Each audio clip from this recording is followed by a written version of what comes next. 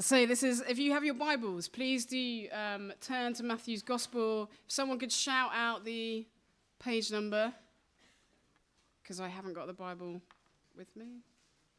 It's terrible. 165, 169. So 16. So what was that again? 965. This is going really well. Great. 965. So, the genealogy of Jesus the Messiah. This is the genealogy of Jesus the Messiah, the son of David, the son of Abraham.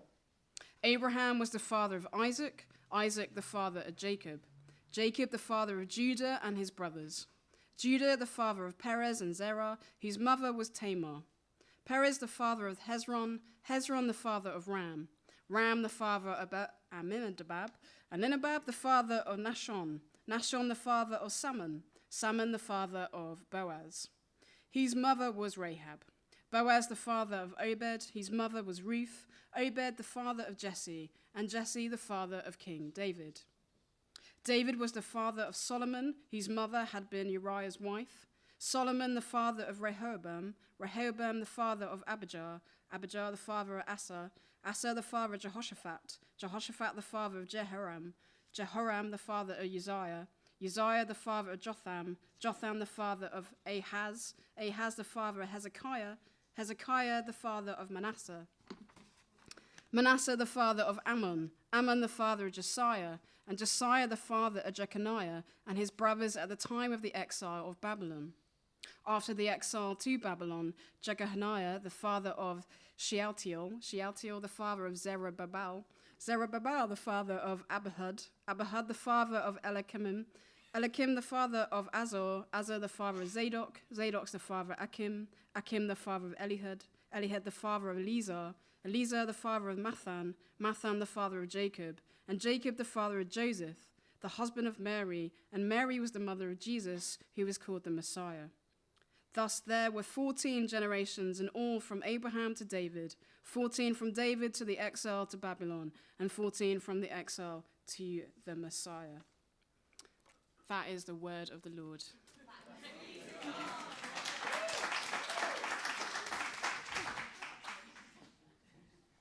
Right, I'm going to move a little bit away. You'll see a little bit why in a minute. We need a bit more room.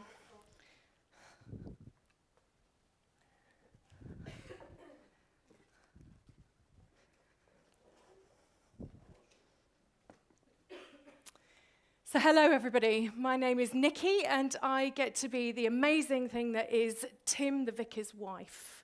For those of you who know Tim, there'll be a little titter of laughter as I signed up 23 years ago. But I'm not just a wife, I'm a mother, I'm a sister, I'm a daughter, I'm an aunt, I'm a cousin, I'm a second cousin, I'm a third cousin, I'm a fourth cousin. I'm also a granddaughter. I'm a great-granddaughter. I'm a great-great-granddaughter, and it goes on. There is something about family. In my family, we're actually related to the Queen of Rarotonga. She is currently a lady called Matilda, and she's an interesting lady. I also have a bishop in my line, if we go far enough back. There's a mayor. We also have a thief who we think was hung. What else do we have? My mum's a teacher. My sister's a teacher. There's a lot of teachers. Family matters. Family matters a lot when you have a Jewish baby in a Jewish family. It's not just something thrown in there in the Bible. When a new baby is born to a Jewish family, they recite the genealogy at the celebration of this baby's birth.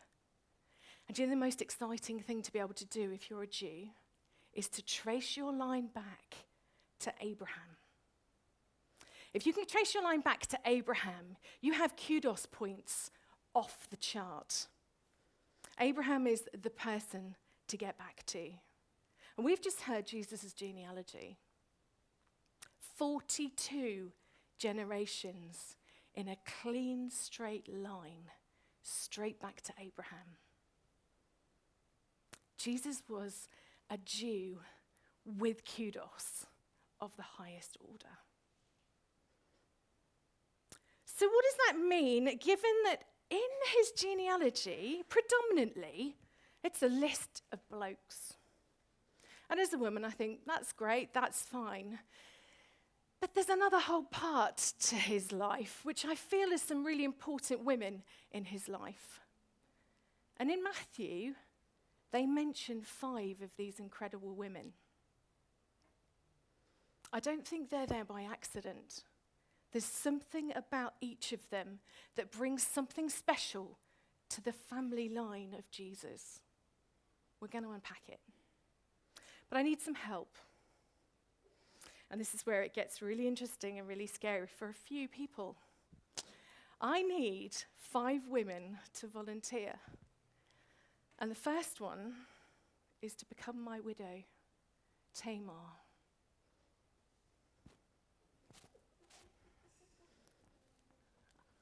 Thank you, Camilla.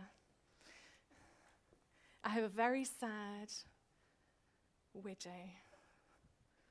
You almost can't see, I'm afraid. There you are. Would you like to move just slightly back? Tamar appears at the beginning of Jesus' genealogy in Matthew, quite near, about 6 or 7 generations in. And this woman here was an incredible activist for justice. She was part of a family where her husband died. She was then promised, as is the right in Jewish culture, to be promised to the next brother. Didn't work out so well for her. And the father then promised the youngest brother, who was a little bit too young to get married yet, that when he would be old enough, he would be married to Tamar, and she would become his bride. It meant that the widows would get looked after. But funnily enough, Judah the father did not honor his promise. And so she decided she had to do anything to get the justice that she deserved as a widow in the Jewish culture. Let's just say she got there by some fairly unsavory means. You'll have to look it up in Genesis chapter 38 if you'd like to know more about our widow. I'll tell you what, shall we let you see? There you are. Sure. Would you mind staying for a little while? This one's going to be interesting. I have Rahab next. And somebody is going to need to be my prostitute. Who would be prepared to be my prostitute? Come, please, thank you. You're a star. Thank you, Ella. Right. I reckon we probably need you to do at least a little bit of a dance, don't we? Here we are. Look. Here she is. There you are.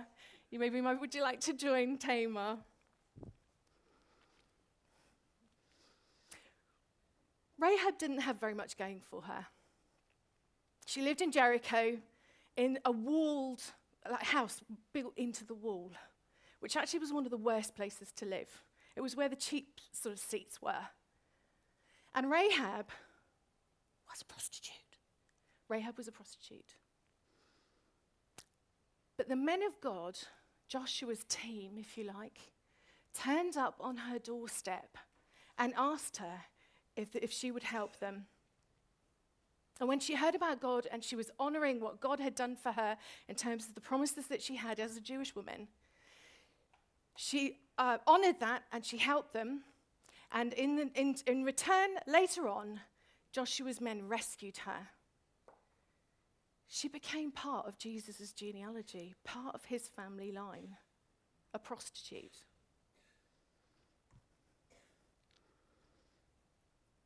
Next, I have Ruth.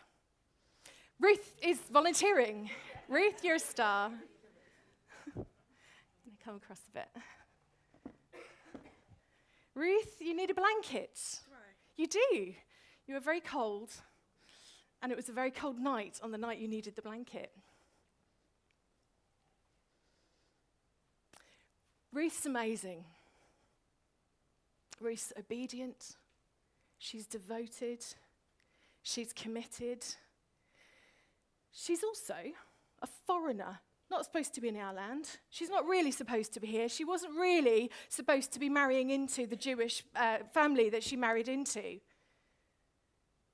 Sadly, her husband died. And there were no other brothers to take her on. And so her mother-in-law, Naomi, said, I cannot provide for you. You must leave. You must go back to your family in your original country. But Ruth didn't. Ruth stayed with Naomi. She looked after her. She helped her when she was sick, and they went on a long journey back to Naomi's country, where she was looked after. She said to Naomi, where you go, I will go. Where you sleep, I will sleep. The Lord is our Lord, and we will worship him together. So why does she need a blanket? This amazing woman of God. When they arrived back to Naomi's land, she ended up meeting a kind of cousin. I'm not sure, it works out as an uncle and a cousin if you get really into the combination. It all sort of happens. And she curled up at the bottom of his feet under the blanket. And what that did was said to him, you have a responsibility for me. There are some people who would argue there was a lot more going on underneath that blanket. But what it says is she uncovered his feet and they talked with the blanket there. She needs the blanket. My next one, Bathsheba. She's an interesting one, a little bit of a floozy. Who would like to be Bathsheba? Olivia. Now this one's going to be interesting because you need to pretend that there's a towel. Okay. You're having a bath. Thank you. Very nice.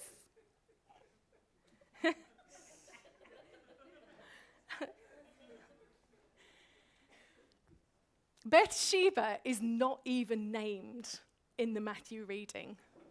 She is known as Uriah's wife. She didn't even get named because they so much were concerned about putting her in there that they kind of, in passing, just underneath the corner of their mouth a little bit. Bathsheba was found and seen by King David bathing on the roof.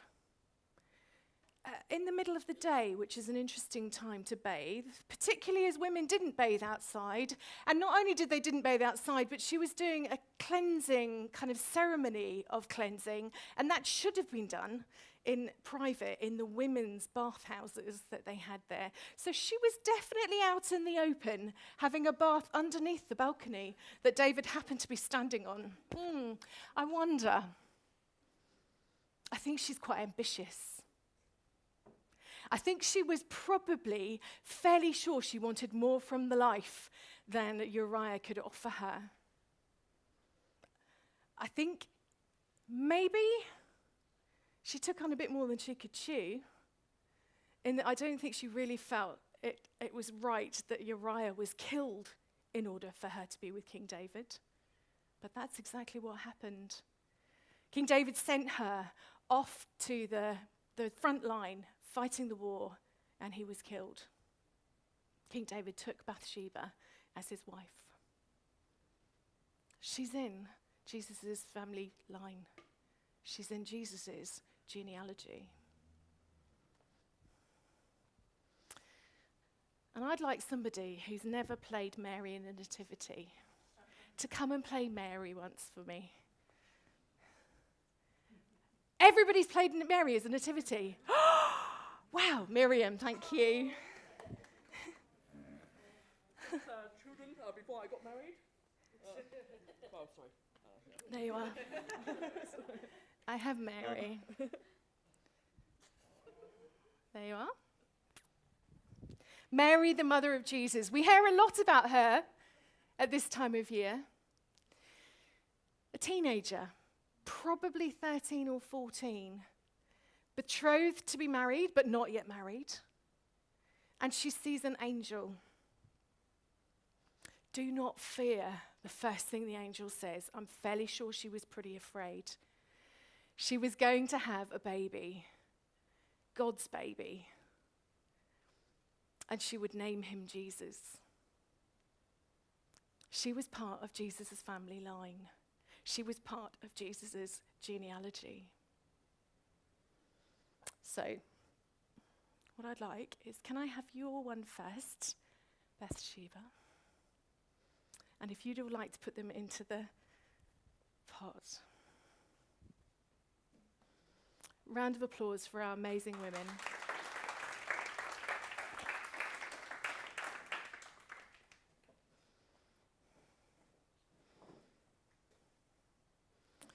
These amazing women, the widow, the prostitute,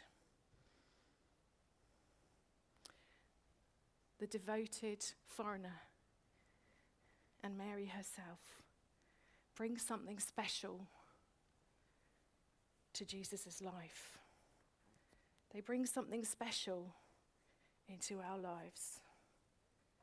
They mean something. They add something to who he is.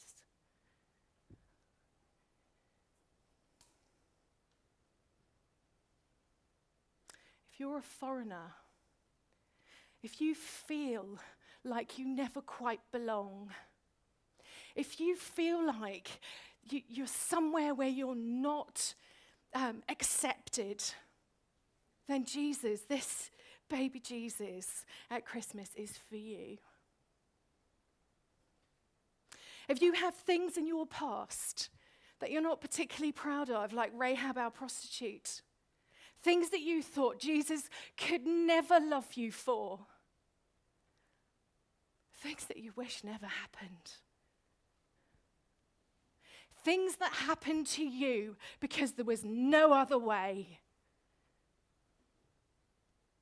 then this baby Jesus is for you this Christmas.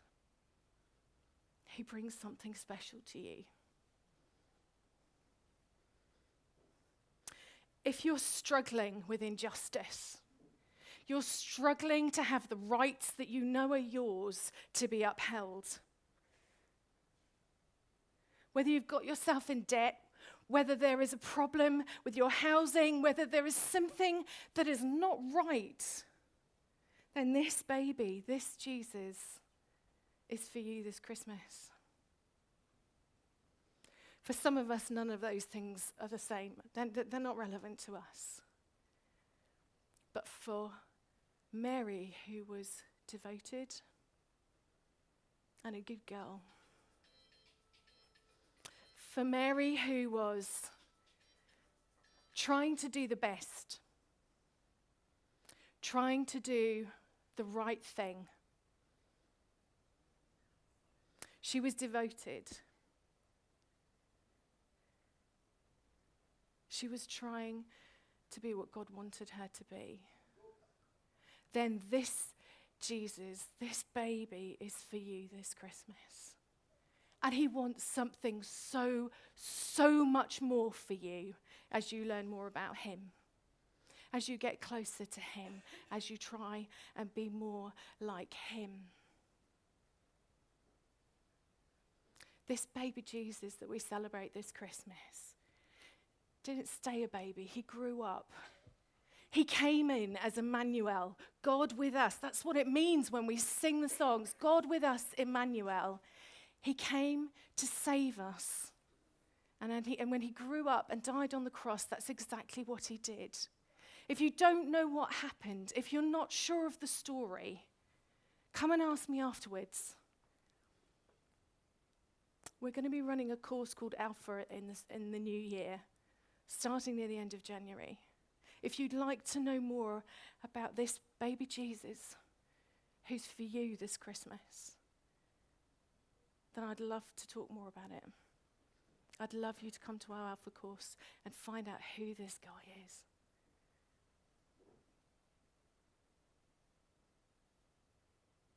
We're all part of Jesus' line. We're all part of Jesus' genealogy. We're part of his family.